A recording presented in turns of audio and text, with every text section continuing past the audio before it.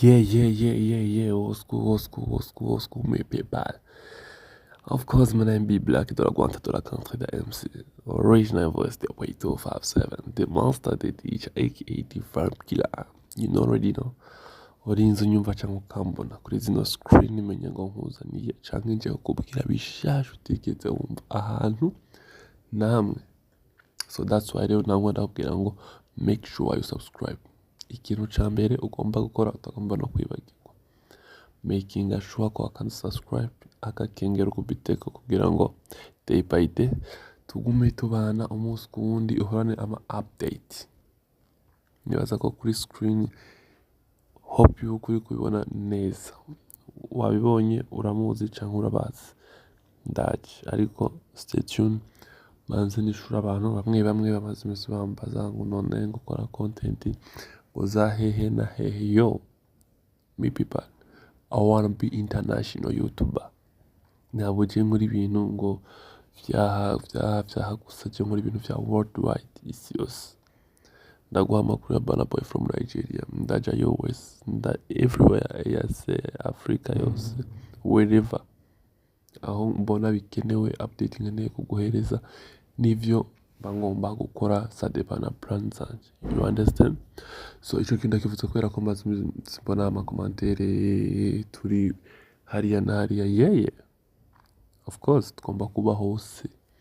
Ejo ndi kwita amakuru ya Diamond Platnumz, komba kuyumva kuko tuba tuyazi kandi tuba tuzi ko muyakeneye. That's why. So ivyo rero karagaciyemo, reka tube tuvyihoreye. Let's back kuri content yacu uno munsi. Kuri screen zanyu muri kubona the one and the only yala byari binacitse, ariko ntacyo ururimi murabizi ko rwakwita ba zigzag kandi izi ndimi zaje n'indego urumva nta mpamvu yo kubiblaminga ngo bimeze gute. Iyo mba mvuze ikirundi nabi canke iki wari kumva ko bigenda ukuntu nabundi ho urumva ko ni fresh. So rero numwe mu bakobwa, ariko ni n'abagore, reka tubivuga ko mbwa tumwita umukobwa, siko tumwita umukobwa kubera kurabona ko na situation arimo zerekana ko ari umukobwa kuko amazi mbisa nakira abantu. Ni NGWINUNDEBE ariko aravugwa ku mbuga ngurukanabumenyi yaciye ibintu bigacika. Umwe mu bantu nuvuga ngo bateje impagarara ibintu umunyamakuru muzi nka Sabin. Ariko rero abantu bakunda ibibazo, ntibakunda kwibaza ati why not ibi vyabaye kuko ibitoba kurya ibitoba kururi bagatahura the situation. Ibikuba vyarashitse ego ni kibazo harabayemo, of course naho bablama ngo vyagenze uko, ariko mugabo first of all ikintu mistake ya mbere yabaye kuri Sabin ni mumbwira ukuntu wowe umuntu w'umugabo mukuru uzuri brand wemere kuja mu nzu y'umuntu.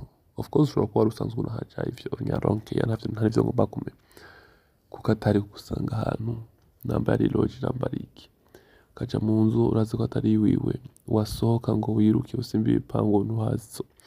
Iyo aca bugufi Sabin bakayaga n'aba bantu, ndazi neza ko vyari guhera. Kandi na si John yaravuze ati nta kibazo ndamukeneye, nashaka tukivugane gihere, mugabo iyo mentality ivyo bintu byo gusambura bihebe. So me people, just duhure mu zindi content making sure again ndakwibukije kwa kan subscribe kwa kundi nyine tukeburana kugira ngo ibintu bikomeze kugenda neza.